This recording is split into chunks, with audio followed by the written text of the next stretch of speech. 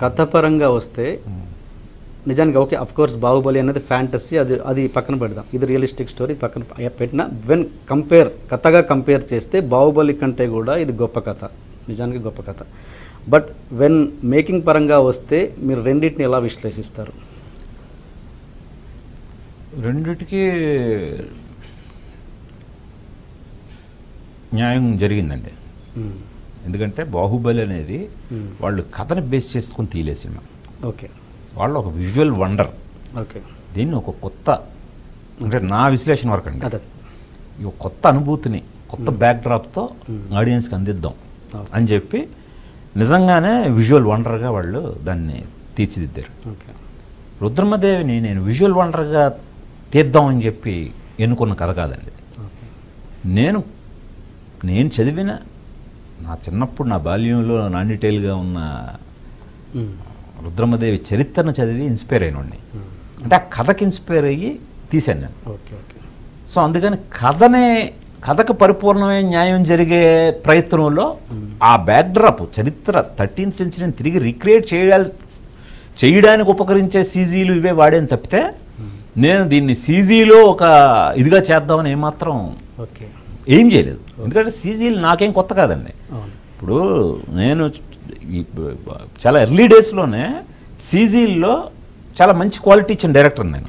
అంటే చాలామందికి ఒక్కడో సినిమాలో ఏది సీజీయో ఏది లైవో కూడా తెలియదండి. సో అందుకని సీజీలను ఏం చేసుకొని సీజీలు మెప్పు పొందాలని ఏమాత్రం ప్రయత్నం జరగలేదు రుద్రమదేవి.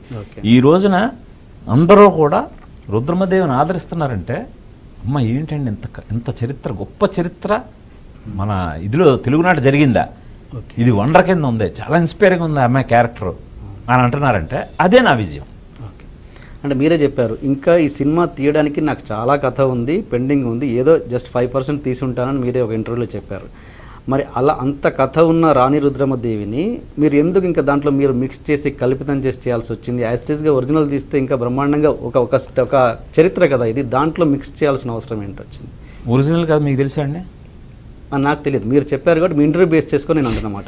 ఎక్కడా కూడా రుద్రమదేవి కథ ఒరిజినల్గా చెప్పబడుతున్నది గ్రంథస్థం చేయబడలేదు.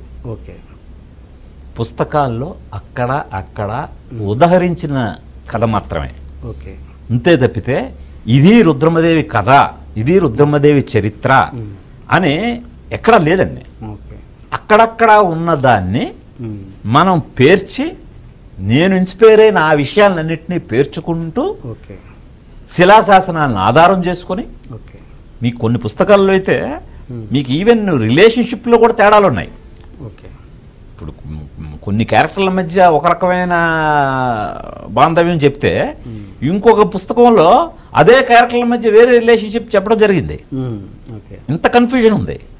సో చరిత్ర ఎక్కడ గ్రంథస్థం చేయబడలేదు. ఇది పర్టికులర్గా రుద్రమదేవి కథ కాకతీయుల చరిత్రగా చాలా వరకు ఇన్ఫర్మేషన్ ఉంది. ఆ చరిత్రలో ఈ పాత్ర గురించిన ప్రస్తావన 40 years పాటు రూల్ చేసింది కాబట్టి ఆవిడ తాలూకు విజయాల్ని అక్కడక్కడ చెప్పడం జరిగింది. వీటన్నిటిని మెయిన్ శిలాశాసనాలు అనేవి కల్పితం కాదు, అవి ఆ రోజుల్లో వేయబడ్డవి. శిలాశాసనాన్ని బేస్ చేసుకొని ఒక వరుస క్రమం ఏర్పరచడానికి నేను కొంత లిబర్టీస్ తీసుకోవడం జరిగింది తప్పితే ఇప్పుడు ఒక చోట బుక్ ఉంది అంటే దాన్ని యథాతథంగా తీయడానికి మనకేం పోయింది, హ్యాపీగా తీస్తాం కదా. సో ఆ ప్రాసెస్లో ఈ కథ అందరికీ చేరువవ్వాలి అనే ఉద్దేశంతో కొంత కమర్షియల్ అడాప్టేషన్ చేయడం జరిగింది. దానిలో పెళ్ళి అన్నది అది నిజంగా వాస్తవం అండి, మీరు కల్పించిందా? ఏది రుద్రమదేవి పెళ్లి చేసుకో పెళ్ళి అనేది కూడా ఒక చోట ప్రస్తావించిందండి. దాన్ని మనం ఎంతవరకు మనం మరి హద్దులు దాటకుండా దాన్ని మనం డ్రమటైజ్ చేయడం జరిగింది. Okay okay. బాహుబలితో ఇంకొక క్వశ్చన్ అండి, ఏంటంటే అంటే ఆ సినిమా చేయడానికి రాజమౌళి గారి ఆ ట్రాక్ వేరు, అంటే అతని సక్సెస్ ట్రాక్ వేరు, అతనిది ఓకే అతను అచీవ్ చేయగలడు అన్నట్టు అనుకుందాం.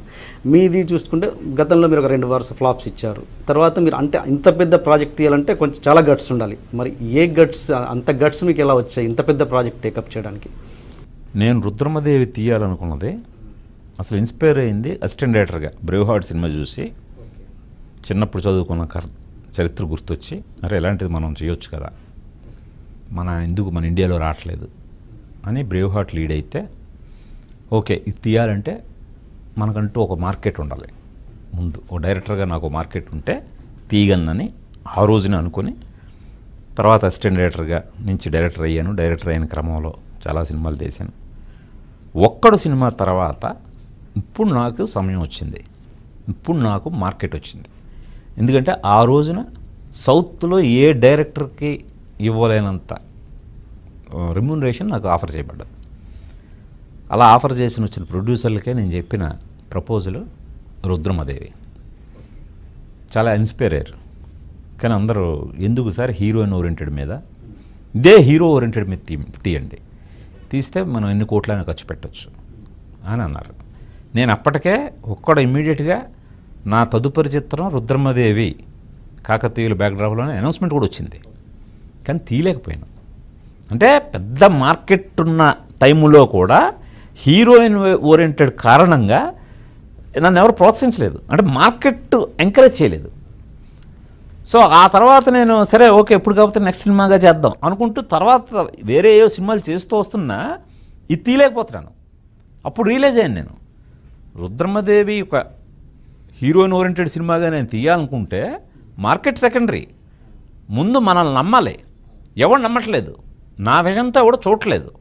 సో అందుకని ఇది మనంగా తీస్తే తప్పితే వేరే వాళ్ళు తీయాలంటే అసలు ఇంపాసిబుల్ అనేది నాకు ప్రాక్టికల్గా ప్రూవ్ అయింది. అప్పుడు నేను ఓకే మనం కూడా ఇది మైండ్లో ఉండిపోయింది, మనం ఏదో సినిమాలు చేస్తూ వస్తున్నాం, ముందు ఇది తీయాలి అని చెప్పి సంకల్పించాను. అలా అనుకున్నప్పుడైనా కూడా ఓకే మన ఒక చిన్న బడ్జెట్లో ఒక సొగసు చూడతరమా లాంటి సినిమా ఏదో వచ్చేసి ఒక మళ్ళీ ట్రాక్లో పడి చేద్దాము అని అనిపించలేదా మీకు? అంటే ట్రాక్లో పడకపోవటం అనేది అది కరెక్ట్ కాదండి. ఎందుకంటే మనం తీయాలనుకున్నది, ఎందుకంటే ఇక్కడ ఈవెన్ సొగసు చూడతరమా లాంటిది నేను చిన్న తీసి సక్సెస్ గ్యారంటీ అనేది కూడా ఎక్కడ లేదండి. సక్సెస్ గ్యారంటీ అనేది ఏ రోజు లేదు సార్. సో రుద్రమదేవి తీసేదే ట్రాక్లో పడడానికి. ఇప్పుడు మీకు అంటే నా ట్రాక్ రికార్డ్ మీరు గమనిస్తేనే సొగసు చూడతరమా లాంటి ఒక రీజనబుల్ సక్సెస్ తర్వాత నాకు చాలా ఆఫర్లు వచ్చాయి. ఎలాంటి ఆఫర్లు అండి? అప్పుడు నరేష్ గారితో తీశాను సొగసు చూడతరమా, వెంటనే రాజేంద్ర ప్రసాద్ గారితో ఆఫర్లు వచ్చాయి. చాలామంది మీ బోటి మిత్రులు సార్ ఎందుకు సార్ మీరు రాజేంద్ర ప్రసాద్ చాలా బిజీ హీరో, అప్పుడు ఓ మంచి ఫ్యామిలీ దీంట్లో వెళ్లకుండా ఎందుకు సార్ చిన్నపిల్లలతో రామాయణం మొదలుపెట్టారు, అది చిల్డ్రన్స్ ఫిల్ము, అది మైథలాజికల్ అంటున్నారు, దట్టు పిల్లలతో అంటున్నారు, ఎందుకు సార్ మీరు సొగసు చూడతరమా ట్రాక్ని పట్టుకుని వెళ్ళిపోయిస్తే మీకు ఓ 4 డబ్బులు సంపాదించుకోవచ్చు కదా అని చాలామంది సలహాలు ఇచ్చారు, ఇండస్ట్రీ మిత్రులు కానీ మన పాత్రికేయ మిత్రులు కానీ. నా దృష్టిలో రామాయణం చాలా గొప్ప కమర్షియల్ ఐడియా. సో అది ఎవరికి అర్థమయ్యేది కాదు. అంటే అది ఏ రకంగా ప్రూవ్ చేసిందంటే చిరంజీవులతో, అంటే చిన్నపిల్లలతో రామాయణం తీసిన నేను ఇమీడియట్గా చిరంజీవి గారితో చూడాలనుంది తీశాను. నాకు ఛాన్స్ వచ్చింది. అంటే నా దృష్టిలో నేను అనుకున్నది రీచ్ అయ్యాను. రామాయణం అనేది నన్ను అలాగా ఒకసారి 10 స్టెప్ లెక్కనిచ్చింది. అలాగే ఈ రోజున మీరు అన్నట్టు మళ్ళీ చిన్న సినిమానో పెద్ద సినిమానో అనేది ఎక్కడ సక్సెస్ అనేది గ్యారంటీ కాదు సార్. ₹1 తీసి పోగొట్టుకున్నా రిస్కే సార్. మనం 100 కోట్లలో తీసినా రిస్క్ ఎప్పుడు. సో ఇక్కడ మనం నమ్మిన కథ మనల్ని డ్రైవ్ చేస్తుంది. అలా రుద్రమదేవి అనే కథ నన్ను డ్రైవ్ చేసింది. ఇప్పుడు ఈ రోజున మరి 4 భాషల్లో తెలుగుతో పాటు హిందీ, తమిళ్, మలయాళం 4 భాషల్లో ఒక హీరోయిన్ ఓరియంటెడ్ ఒక రీజన్కి సంబంధించిన చరిత్ర, అంటే కేవలం తెలుగు వాళ్ళ చరిత్రని మరి మిగతా వాళ్ళందరూ కూడా అడాప్ట్ చేసుకొని వాళ్ళ భాషల్లోకి అనువదించి ఎందుకు రిలీజ్ చేశారు సార్? కథను నమ్మిరాళ్ళు. సో అందుకని ఏదైనా మనకు డ్రైవింగ్ ఫోర్స్ కదే. మీరు అన్నట్టుగా ఈ రోజున రుద్రమదేవితో అంత కమర్షియల్ సక్సెస్ సాధించగలిగాను. మీరు ఎన్టీఆర్తో అది చేశారు, రామాయణం చేశారు, అంటే ఫస్ట్ ఇంట్రొడ్యూస్ చేసింది మీరే ఆయన్ని. సో తర్వాత మళ్ళీ మీరు హీరోగా చేయాలని అనుకోలేదా? ఆ టైం అంటే అనుకున్నాం సార్. అంటే యాక్చువల్గా ఒక్కడు తర్వాత నుంచే ఒక 2 సందర్భాల్లో అనుకున్నాం. ఒకసారి అయితే ఆల్మోస్ట్ ట్రాక్ ఎక్కబోతున్న టైంలో కథ మళ్ళీ మాకు కరెక్ట్ సెట్ అవ్వలేదు అనిపించింది. సో దాంతో జరగలేదు. దీంట్లో గోనగన్నారెడ్డికి ఆయన్నే సంప్రదించారని, ఆయన రిజెక్ట్ చేశారని ఒక టాక్, అది ఎంతవరకు ఉంది? ఒక ఆయన పేరే కదా, మహేష్ బాబు పేరు కూడా వచ్చింది.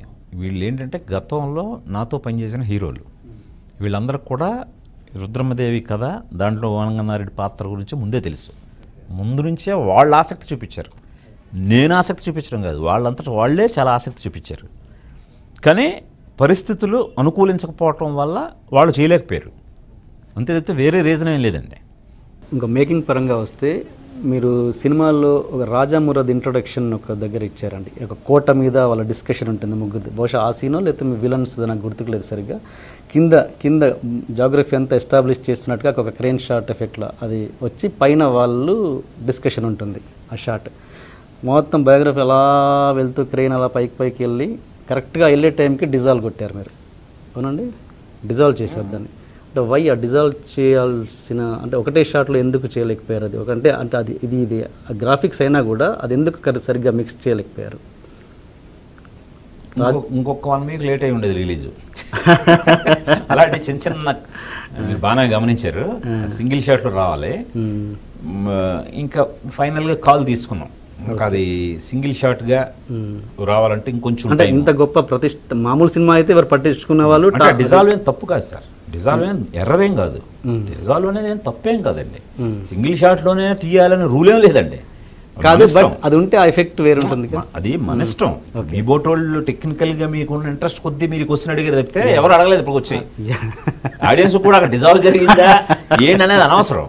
అడిగారు, మీరు టెక్నికల్గా అడిగారు కాబట్టి నేను టెక్నికల్గా సమాధానం చెప్తున్నాను. నిజంగా సింగిల్ షాట్గా తీయాల్సిన షాట్ రావాల్సిందే. నేను అనుకుంటే అక్కడ ఏదో సీన్ లాగ్ అయిపోయి అలా డిజాల్వ్ కొట్టారా, లేకపోతే టెక్నికల్గానే సీజీ ఇంకా కొద్దిగా అంటే ఆ పర్టికులర్ షార్ట్ ఫినిష్ అవ్వాలంటే ఇంకా కొద్ది టైం కావాలనిపించింది. ఓకే ఓకే సరే, మనం కొన్నిసార్లు చూస్తాం, అంటే మనం కూడా ఇంకా అంటే ప్రాజెక్ట్ వైబిలిటీ ఒక రేంజ్ వరకు దాన్ని తీసుకెళ్తాం తప్పితే ఇంకా దాన్ని చెక్కుతూ పోవాలంటే ఏ సినిమా మనకు తృప్తి ఉండదు. వదులు, నాకు అసలు అవ్వదు. నా ఒక్కడి సినిమానే ఇంకా తీయమంటే ఇంకో 4 రోజులు షూటింగ్ ఉంది. అలాగా ఈ రుద్రమదేవి కూడా నా దృష్టిలో ఇంకా చాలా వర్క్ ఉంది. మనం ఒక లిమిట్ పెట్టుకొని ఓకే దీంతో ఈ చిన్నవి వదిలేస్తాం. Please subscribe to iDream. Please subscribe for more videos.